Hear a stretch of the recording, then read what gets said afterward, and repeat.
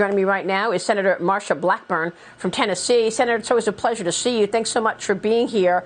That was an incredible story in terms of the side-by-side picture that Congresswoman Kat Cammack posted. But I'm going to get your take on how we got here, because there are some people who feel that not only did the administration fail to prevent this disaster in baby formula, but they actually caused it with the FDA opening up an investigation into baby formula.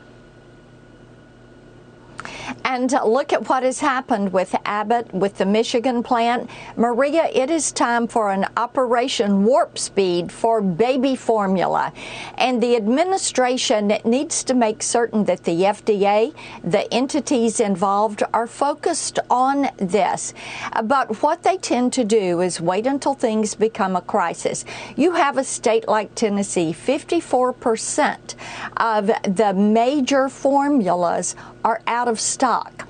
This shows you how far we are off base on this. And then, of course, the reports of the shelves that are just jam-packed full down at the border for those that are illegally entering the country.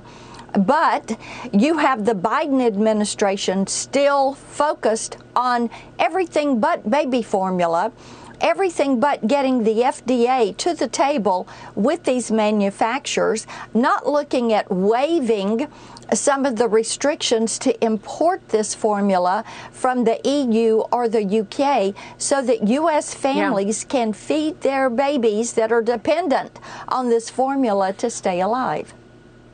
Well, it's just extraordinary. One crisis after the other. And, of course, some of it begins at the border, like you just mentioned. I mean, it's not just the baby formula that's a problem at the border. The Biden administration is allowing hundreds and hundreds of people to come in and not doing anything about it. We've got new pictures to show what's about to happen and what is happening ahead of Title 42 going away. But now the CDC is reporting a record number of overdose deaths in the United States, driven largely by illegal fentanyl entering the country, the majority coming across the southern border.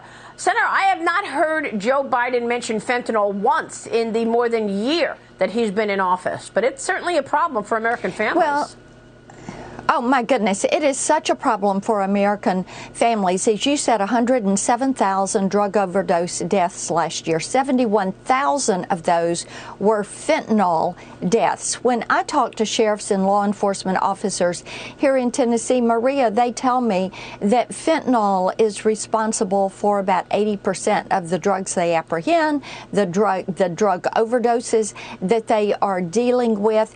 It is so, you've got things like Oxy and Percocet, and they're all laced with fentanyl. Marijuana's laced with fentanyl. The drug cartels are even doing something called rolled gummies. And this is where they shake a little bit of fentanyl in a bag of gummy bears. And they use these gummy bears. This is what they're pushing into the middle school age and trying to get these kids exposed to and addicted. This is so what we need to do. See, here's the thing. The Biden administration's priority is opening the border, raising your taxes, spending more money, ending Title 42. They're focused on everything but running the country and taking care of the people of this country. That's why you have a drug crisis that continues to grow, that they refuse to address at that southern border. It is why you have these baby formula shortages. It is why we have a supply chain crisis, and we don't even know what the movement is of goods around the country to fill grocery stores. And you go to the grocery store and you can't get a large part of what is on your list. This is an issue with inflation out of control, the price at the pump, and the shelves are empty.